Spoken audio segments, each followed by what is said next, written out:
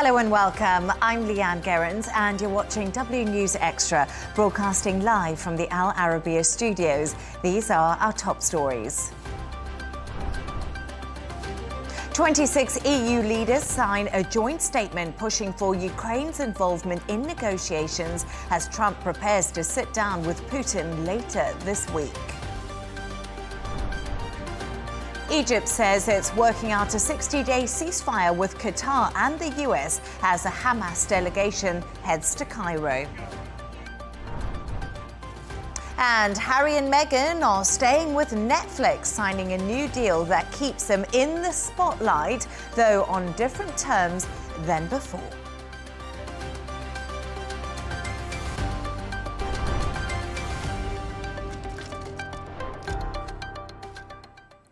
Now, 26 EU leaders have issued a joint statement regarding Ukraine's right to deciding its future.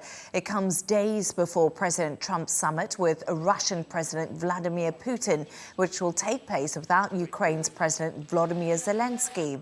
The EU statement, signed by every member state but Hungary states, the path to peace in Ukraine cannot be decided without Ukraine. Meaningful negotiations can only take place in the context of a ceasefire or reduction of hostilities. Here's a reminder of what President Trump said about Europe's involvement during yesterday's press conference. I'm going to meet with President Putin, and we're going to see what he has in mind. And if it's a fair deal, I'll reveal it to the European Union leaders and to the NATO leaders, and also to President Zelensky. I think out of respect, I'll call him first, and then I'll call them after. And I may say, lots of luck, keep fighting, or I may say we can make a deal. Then after that meeting, immediately, maybe as I'm flying out, maybe as I'm leaving the room, I'll be calling the European leaders who I get along with very well. To discuss this and all of today's stories, I'm joined by Michael Jabri-Pickett, Managing Director of This Is Dubai, and correspondent Sara Firth. Great to have you both on the show with me this evening. So I feel like a lot has been happening ahead of this summit between Donald Trump and Vladimir Putin. Things are really heating up, Michael. There's undoubtedly about that. But the big question still is, how important is it for Ukraine to have a seat at the table in discussions about its future? Because now we know that's not going to happen. So I think you can sum it up in one sentence. Without Ukraine at the table, there is no end to the war. You know, NATO's treaty, Article 5, talks about, I think it's one that we've heard so many times over the last 3.5 years, attack on one is attack on all. And for EU member states, for the 26 that urged Donald Trump to make sure that President Zelensky was part of this, they are dealing with an existential threat that could become a real threat. Because you have to remember that Russia has an 800-mile border with Finland and a 140-mile border with Poland. And what if Vladimir Putin decides that he wants a little bit more beyond Ukraine? And the EU recognizes that it was only 80 years ago, you know, when the Second World War came to an end, and they want to make sure that nothing like that happens again. And this is in their backyard. They have something that is 100% tangible for them, where Donald Trump seems to act as though it's maybe not one of the most pressing issues on his plate. Well, Sara Firth, I wanted to bring you in here because we're just talking about Zelensky not being at the table, but we actually heard from Caroline Levitt a little bit earlier, the White House press secretary, of course, and she also defended Volodymyr Zelensky's absence from the talk, saying Trump is agreeing to this meeting as the request of President Putin. What do you make of that? Look, President Trump has said himself he feels that he's the man to do the job, right? So that he thinks with this meeting with Putin, he said within 2 minutes he'll be able to know if a deal is able to be made. But look, there's been lots of questioning even today at the White House. Caroline Leavitt got asked multiple questions again, trying to get some detail and substance as to what President Trump is going to go in there with, because he's made these remarks about possible land swapping. That's raised concern in Kiev and across Europe as well, and that's evidenced by this statement from the 26 countries that have sort of come together, with the exception of Hungary, to say, look, if Ukraine is not at the table, there is no deal to make. And I think, Leanne, really it serves two purposes, right? Number one, it's boxing in President Trump diplomatically slightly. It's reminding him that there will be no deal without Ukraine. President Trump is very likely going to do what President Trump does, which is, you know, steer his own course on this. But the second purpose of that statement from the EU leaders is also, I think, a warning to Vladimir Putin that Europe hasn't changed its stance here. As Michael just said, you know, this, and actually it's something, when you're in Ukraine, and I was there in the lead up to the Russian invasion, and I was on the front lines for the start of the invasion, you know, the soldiers there, they'd been holding those front lines since 2014 when Russia first invaded and annexed Crimea. Then the conflict had been frozen and you'd had a ceasefire, and then Russia re-upped its invasion and went in even stronger, aiming for the whole of Ukraine. And obviously they failed in that first mission. But the Ukrainian soldiers that you speak to, they're very aware. They'll say, you know, we are Europe's front line, essentially. After us, if Ukraine were allowed to fall, the message that would send to Vladimir Putin would be so dangerous. And so I think going into it, it's really important that you've had this very strong stance from the EU leaders as a reminder both to President Trump and Vladimir Putin that, OK, Ukraine might not be at the table for Friday's talks in Alaska, but there is not going to be a peace deal without their agreement. And it's actually interesting because earlier I spoke to Dr. Alexander Mereshko, head of the Foreign Affairs Committee of the Ukrainian Parliament, and I asked him whether or not they thought Trump is actually even listening to Ukraine's and Europe's concerns. Have a listen to what he said. Compared with what happened in the Oval Office, the stance by President Trump towards Ukraine has made considerable progress. It has changed because Trump himself mentioned several times that he's disappointed with Putin because Putin didn't agree. Actually, he had rejected ceasefire proposals by President Trump. And at the same time, I hope that we still have time to change the situation. And I hope that President Trump will invite President Zelensky and representatives of the European Union, our European partners, to create a workable format for negotiations. So, Michael, as Sarah said earlier, you know, the EU, they've rallied around, they've got together, they appear to be putting this pressure on Donald Trump ahead of these talks. We know that they're having a big conference tomorrow on Wednesday, video conference. Zelensky will also be in that conference. But once again, it's just such a difficult situation, isn't it? Because we hear about ceding territory. Ukraine's Volodymyr Zelensky came out today saying he's ruled out withdrawing troops from its Donbass region as part of a peace deal with Russia after Trump suggested that there might have to be land given over in order to get some sort of agreement. It just seems very complex at the minute. It is. It's incredibly complex, and there are so many moving parts. There's also what's going on behind the scenes that we don't know about. And a lot of this posturing that's happening in the public is, of course, it makes perfect sense because everybody's trying to make sure that they can put their best foot forward. They can make sure that they get everything that they want. So they have to talk tough, and they have to say, I'm not going to give this and this and this. And that, I think, then makes, at least publicly, you know, you have to be in line with, in the Ukrainian position, that he has so many other people he has to make sure that the president is working with. The Russian president, of course, can probably act a little bit more independently. But you also have to remember that these public comments are part of the negotiating process. But what the EU members are, I think, most concerned about is that Donald Trump will have, a conversation with Vladimir Putin, and then he'll come forward, he'll speak to the press, and he'll say something along the lines of, Vladimir Putin and I saw eye to eye on something. And he'll then be pushed, and then he'll talk a little bit more. I mean, for the other day, when he called 800 troops, National Guard troops, onto the streets of Washington, he had close to a 2-hour press conference where he was speaking to the press. So in a situation like this, where the world's media is there in Alaska, I think that it would be difficult for him to not just keep talking.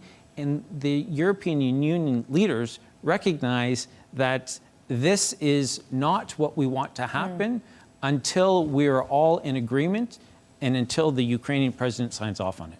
And Sara, I don't know what you think of that, but it's also the optics, isn't it? It's the big show for Donald Trump that's going to be happening in Alaska.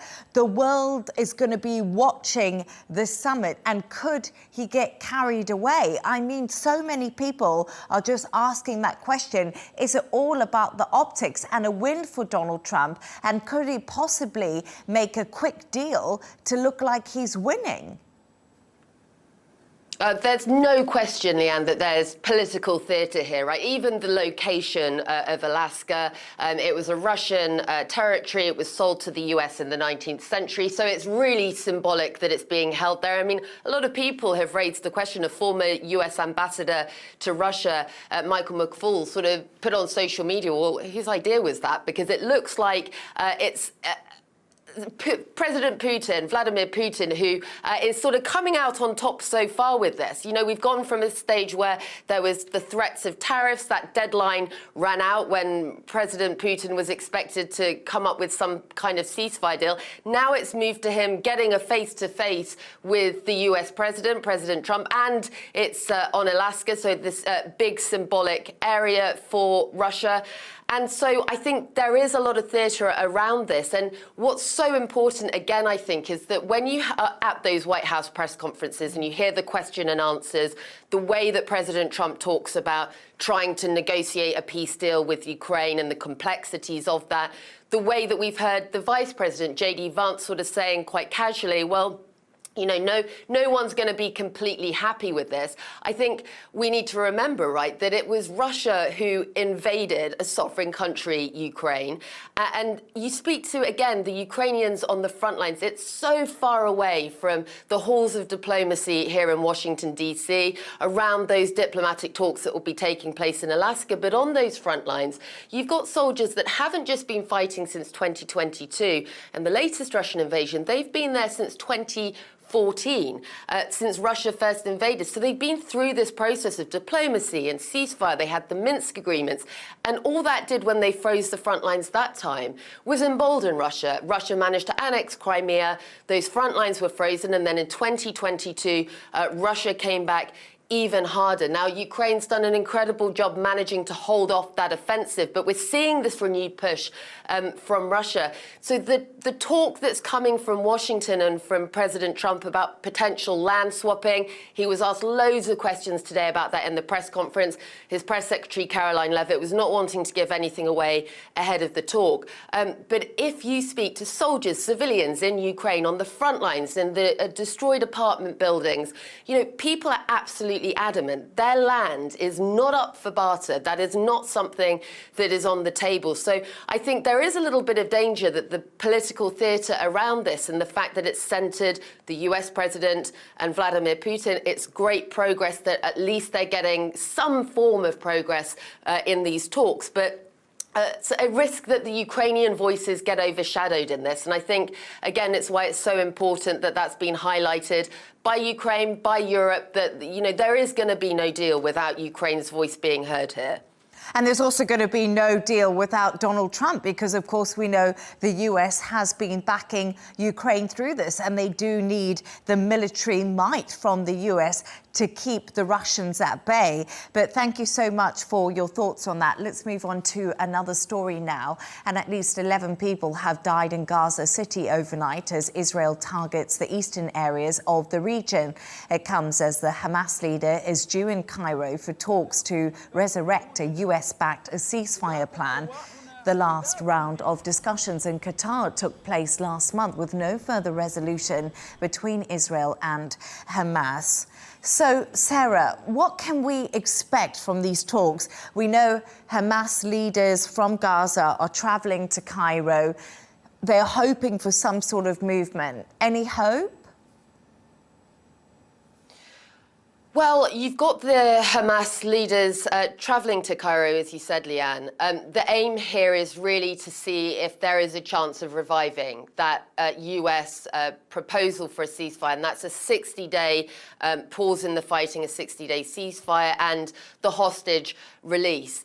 We saw the talks back in, I think it was in June. They ended in June in a deadlock, and it wasn't pushed forward. And I think the difficulty here is when you speak to sources who are very knowledgeable about what's happening behind the scenes in those talks, is that the sides are still very, very far apart. And remember, these are indirect talks, right? But they're very far apart on some of the key issues. And those remain that Hamas has said any talk of it disarming, which Israel has insisted on, would only come, that sort of transfer of governance of Gaza would only happen if there were a Palestinian state in place, if they had the leadership agreed. That's not something we know that Israel is willing to accept. And there's also a big question mark over the Israeli military presence inside Gaza, you know, whether there would be a complete withdrawal. We know right now, of course, Benjamin Netanyahu has signaled that there is going to now be this full-scale offensive across Gaza. It's expected that that will be launched in October, unless the indirect talks that will be taking place in Cairo, brokered by Qatar as well, can make some progress this time. I mean, certainly the calculation will have changed for Hamas somewhat, given the scale of the Israeli push over the last couple of weeks and the announcement that that's set to be expanded even further very soon. I don't know what your thoughts on that are, Michael, but has the calculation, as Sara says, changed for Hamas? I mean, can they keep on letting this happen? We know this full invasion. There's been bombing extensively now of Gaza City that hasn't been under Israeli occupation. Things are getting really difficult. People are starving to death. What does Hamas really have left? Is it time for them to say, OK, our back's against the wall. We've got no choice now. We need to let our people eat and our people survive. So if they were to do that, if you were to take the next logical step, then what, in a negotiating process, what would Hamas have left to make sure that their goals were achieved? Now, you could say that if Hamas gave Israel everything that they wanted, then maybe Israel would not come in.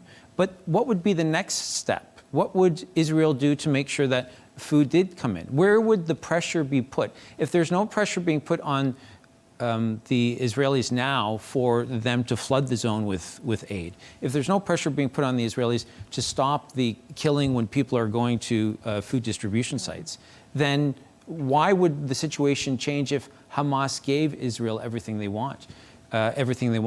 Also, you have to understand that I think from the point of view of Hamas, they are so focused on what they believe that they are probably not in a position where they will listen to rational thought. And they might have people within the party who are more moderates, who have realized that there is no more that we can do.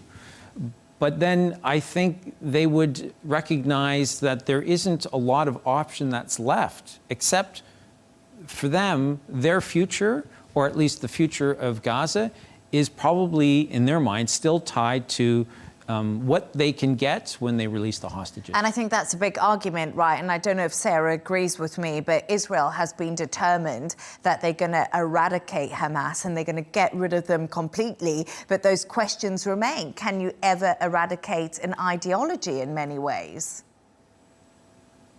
Yeah, I mean, it's a really good point as well that you've raised, Leanne, with that, because, you know, there's a lot of counter-terror experts that I've spoken to since the start of this that have said, you know, what Israel is doing risks further radicalization, not just in Gaza, but across the region. And that really, you know, the stated aims that Israel had of completely eradicating Hamas, it's clear that those aims are not going to be able to be met, or at least not with, we've already seen the scale of devastation, but with that increasing even more. And I think the fact that you've got so much focus right now on what's happening with the Palestinian people, with the serious warnings of starvation from pretty much every NGO at this point. You know, people around the world, world leaders, President Trump here in the US as well, is sort of sitting up and taking note here. And so there is a sense that Israel's sort of stated aim of completely eradicating Hamas is not achievable. And so that's something that this continued push and just going even further into Gaza, I think Israel is realizing. We've seen Prime Minister Netanyahu sort of, you know, in the press conference that he gave in the last few days, clearly trying to sort of win round public opinion again, because it has shifted a lot, and there is now huge criticism and focus on the way that Israel is carrying out this offensive. Yeah, absolutely. He was definitely trying to reclaim the narrative there. But Michael, I want to move on to something else, and we're going to talk about Madonna, obviously the famous pop star who's been around for a fairly long time now. But I think it's really interesting what she's come out. She's urging the Pope to help Gaza. And we do know the Pope, who came before him, phoned that Catholic church every evening inside Gaza, was a great support. Now, do you think that the religious element of the Pope going into Gaza could really help things? Is this what we need? So I think it would be another symbol. And symbols, we've talked about, symbols are important. I don't know that the Pope going into Gaza would necessarily be helpful towards the Gazans. You know, Pope Francis, as you said, was a big supporter. Mm-hmm. Pope Leo obviously has also spoken about it as well and how it needs to end. But there was, you know, in December it was reported that the Patriarch of Jerusalem was trying to get into Gaza, and there were conflicting reports of if he was allowed in or if the Israelis prevented him from gaining access. And, you know, traditionally the Israeli government does not see eye to eye with the Vatican. Mm-hmm. So I don't know that they would necessarily want him there. And I also don't think it would hold much sway with the Israeli government. And there are two people in the world right now who could end the genocide that's happening in Gaza. One is Benjamin Netanyahu, and the other is Donald Trump. And even though it's wonderful that Madonna, who is going to be 67 in 4 days, is pleading with the Pope to make this journey and to make this trip, it's just not enough. And while we have talked about the need for the world to think outside the box, if there's going to be some sort of solution to what's going on right now, I don't think that Madonna asking the Pope on social media to go to Gaza is the answer. And also another high-profile activist, Greta Thunberg, Sara, is also preparing to do another flotilla of aid to Gaza to try and help break that deadlock that we see in the sea. I mean, like Michael said, they're going to make any difference, or is it just symbolic and almost, you know, it's down to the big leaders of the world to sort this out? Well, I mean, I think, as Michael was saying there, you know, it is, it's important to remember that there are the world leaders responsible here. Benjamin Netanyahu, President Trump, you know, they could stop the suffering of Palestinians tomorrow if they wanted to. Israel could simply stop its bombardment right now and let aid in the quantities that it's needed right now so desperately on the ground. I think it's symbolic, right? We've seen her launch this Gaza flotilla before. The last time it ended up with their ship being boarded and the activists, including Greta, being deported from Israel. She's coming back again. She says this time they want to have dozens of boats that try to break the blockade. It's unlikely that they will succeed, but I do think there is some value, certainly, in raising the awareness in whatever way. I mean, pretty much everyone you speak to at the moment, be it journalists, NGOs, people that are actively involved in the Palestinian situation, people who are trying to do something and working behind the scenes when it comes to possible ceasefire talks, everyone is feeling pretty helpless right now. I mean, I don't know about you guys, but it is very difficult to sort of grapple with that. And so I think these sort of shows of solidarity, if you like, from the likes of this activist group and Greta Thunberg, important in that it's people feeling that there is something that they can do and to put that public pressure on world leaders to actually act. I mean, I think it's interesting that you had this year the 30-year anniversary of the Bosnian genocide, and there was a lot of talk about, you know, that phrase from world leaders of never again, and not letting sort of this mass-scale tragedy play out in front of people's eyes. And there's a real sense that that is being allowed to happen with the situation, particularly with the warnings of starvation and some of those images that have come out of Palestinian people, children, just absolutely desperate for food. There is a sense that will never again is happening now. And so, yeah, those acts of solidarity, you know, in as much as they are sort of adding to that public pressure on world leaders and possibly President Trump, you know, getting the sense from here in the US, the tide of public opinion is changing, and that's, you know, that does carry some weight. Yeah, absolutely. And as you say, it's just a show of support and keeping the story in the headlines, because I'm sure Michael will agree with me, there is a sense of helplessness that I think the world does feel. And thanks so much for your thoughts on that. Let's move on to another story now. And the Duke and Duchess of Sussex have announced an extension to their film and TV deal with Netflix. Rumours had been rife that the streaming giant were parting ways with Harry and Meghan, but the so-called new multi-year first-look deal proves critics wrong. The previous contract with the royal couple was believed to be worth around $100 million. So, just when we thought it was safe, Michael, to turn back our TVs on, it wasn't safe. I don't know if that made any sense. But listen, their show was panned by critics on Netflix. But hold on. They're back. What's going on? So if you look at the numbers, Netflix said that Meghan Markle's show, 5.3 million views. In that same 6-month period, the first 6 months of this year, their most popular show was Adolescence, and that had 145 million views. So that tells you that it was certainly nowhere close. In fact, Netflix went one step further, and they said that it's not even in their top 300 most popular shows. How embarrassing.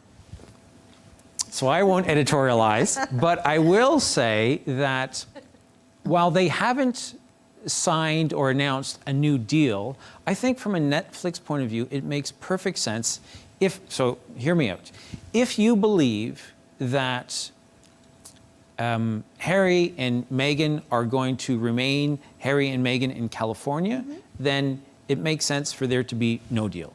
But if you believe that the Duke and Duchess will at some point end up back in Buckingham Palace, then it makes perfect sense to be the streaming service that has the best relationship with them and has maintained that relationship, so that when the time comes for there to be a reality show, perhaps, that you are perfectly positioned to be the ones to make that pitch.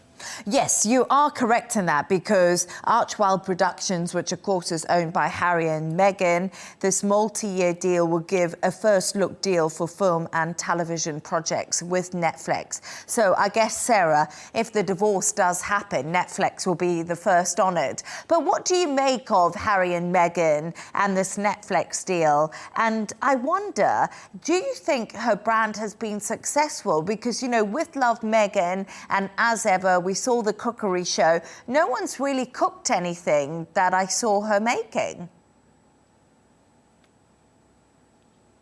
I mean, I don't know about you guys, Michael and Leanne. We need a show of hands as to whether this content is actually any good. I've seen a little bit of it.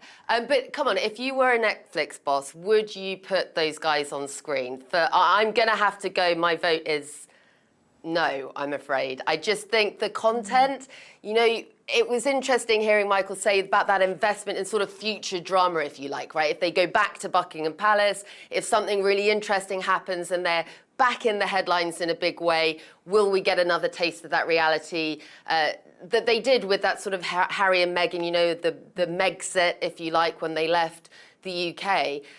But even that was so heavily curated. So I don't know. I don't think, you know, do we think that Harry and Meghan would really let the cameras in for any genuine drama behind the scenes that didn't sort of serve their narrative? I don't want to be a hater with it, but I think, yeah, I think they're too curated to have any sort of situation where they'd actually allow things to be seen that are actually taking place behind the scenes. I don't know what you guys think. Yeah, I kind of agree with that, because I think a lot of the reason why Meghan's show wasn't successful was authenticity questions. A lot of people were questioning that, and I think that was something that they felt was lost, because like Sarah said, it was heavily curated. She lives in a multi-million-dollar mansion in Montecito.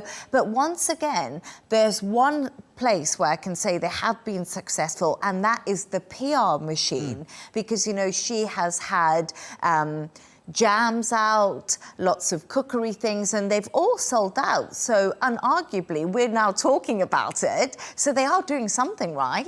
And it also has, you know, what is their long-term strategy? And this is, I think, the key question, because if their strategy is ultimately to get their own show on Netflix, a reality type show, then, you know, they would need to bring in a new director, maybe a new PR team. They would need to sort of have to assess where things are now. What did we do well with the first show? What didn't work?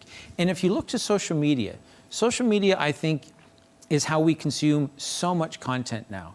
If they're looking at why are there certain people on social media that are so popular, especially with their platforms and the content they put out, it's because of authenticity. And it's one of the criticisms that you're saying that the show lacked. It was too heavily curated, as Sarah said, and not authentic enough. And if you're trying to control the message too much, that is, you know, one of the results. But if they were able to, and this is difficult when you're in a powerful position and when you have a lot of influence, but when you want to bring in a team and say, okay, have a run at me and tell me what's working and what's not working. And if you can take a couple of steps back and then come out again with kind of a rebranding, and this might be part of that whole process, there might be hope for them. But I don't know if Sarah wants to chime in here. She's rebranded already, because she was Riviera Orchard, and that obviously couldn't happen. And then there's been a rebranding and a rebranding, and now we've seen something else come into the fray. And also, they keep on firing staff, which is another problem when it comes to trying to keep something on the road. But Sarah, I don't want to be a hater either, so I'm going to get off that line of questioning, because I feel like I'm going down a one-way street here.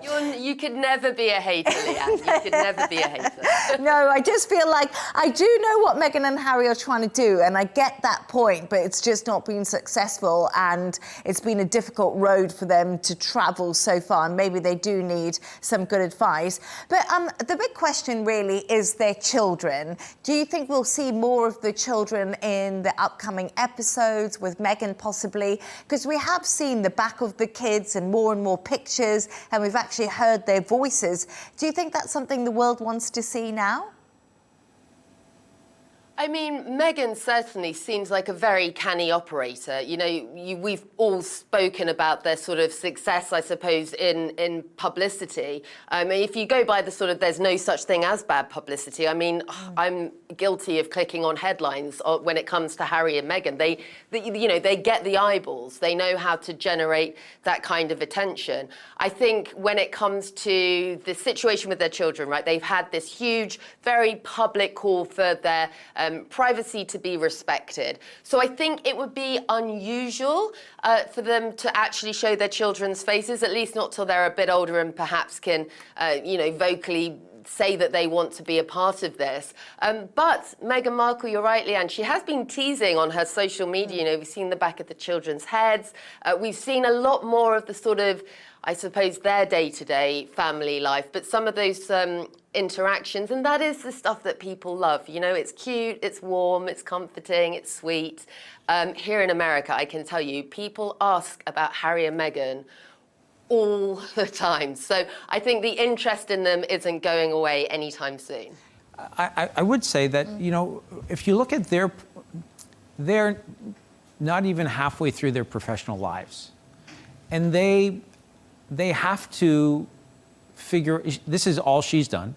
And there's so many things that he's done that he can't do again. And I think they're at a real crossroads where they have to figure out from a professional point of view, what is it that we're going to do? How are we going to remake ourselves? How are we going to go forward? What are we going to do to keep our lives busy during the course of a day? Yeah, no, it's a very good point. Well, I'm actually quite excited because apparently she's going to have a Christmas special coming out. And I always love people's Christmas specials, you know?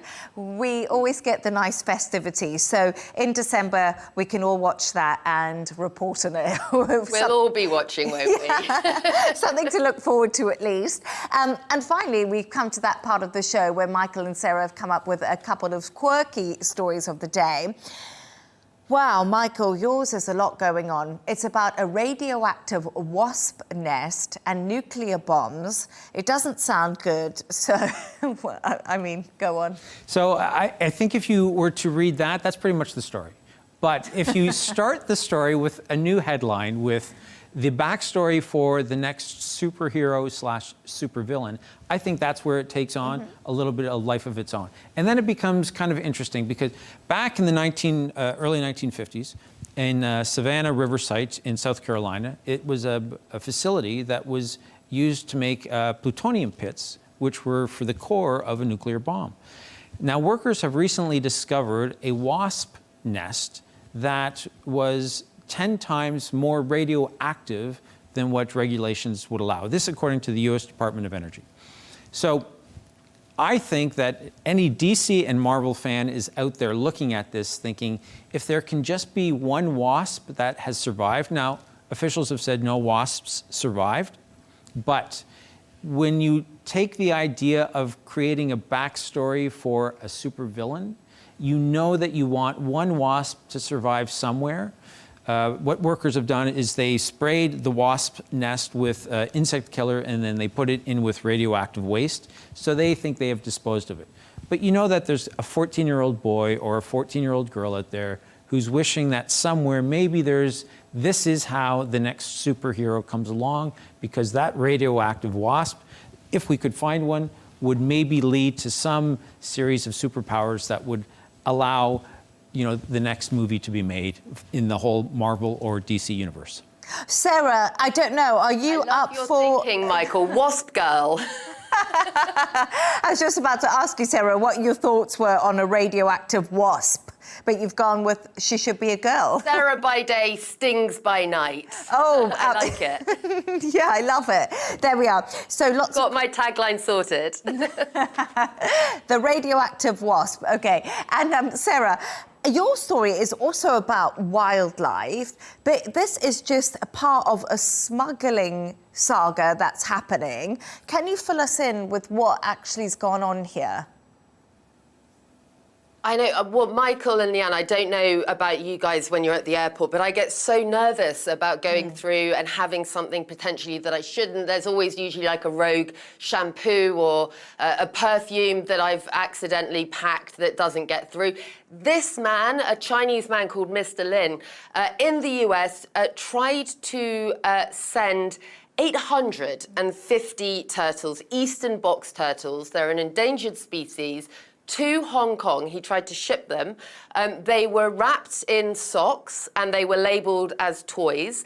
More than 200 were sent across. A border control picked it up and realised what was going on, and he was caught. But just, I mean, remarkable that someone was able to try this. And actually, even more unbelievably, not the first time that someone has attempted to do this. There has been previous instances where you've had customs picking up people who were trying to smuggle turtles. I don't know why there is such a desire in Hong Kong for turtles, but apparently I'd read that they were quite desirable sort of status symbol pets. Who knew, turtles? But he is now facing a jail sentence. So he's expected to be, that case to be heard later on this year, and he could be facing up to 5 years in jail for that. I think it should get longer, Michael. Because, I mean, thank God they found those turtles and hopefully they're still alive. Yeah. But I just think, you know, to smuggle wild endangered animals is such a problem, and the Border Force must have a lot on their hands. Yeah, it's also, you know, we live in an interconnected world. It's so much easier nowadays to commute from one country to another. You can be pretty much around the world in 24 hours by plane. But what that means is that, you know, you have a nice intersection of different cultures and different histories. And we know in traditional Chinese medicines, for instance, that there are some animals and their horns, for instance, are maybe used as medicine. In this case, you often have turtle soup being served in many Asian countries. And we both know from traveling and living in different parts of Asia that this is a reality for many people who don't see the same sort of taboo that we might see. Yeah, that's a really good point because, I mean, it's culturally very different when we look around the world, we travel and we live in countries. But I don't know if this is a bit wild. What about a radioactive turtle? I don't know, Sarah. Now that sounds, I would say that sounds like... We've got a superhero series. But isn't that what Teenage Mutant Ninja Turtles are? They're radioactive turtles. There we are. Oh my gosh, so we can have a series with the radioactive wasp and the radioactive turtle. And they marry. English superhero series. But they marry and then they have offspring. I can't wait for that. We better... All right, well, we better go. So thanks so much to today's guest, Michael Jabri-Pickett, Managing Director of This Is Dubai, and correspondent Sara Firth. And that's all from us on W News Extra. Don't forget to subscribe to our YouTube channel and, of course, follow us on X. G&T with Tom Burgess-Watson will be coming up next. Goodbye, and thank you for joining us.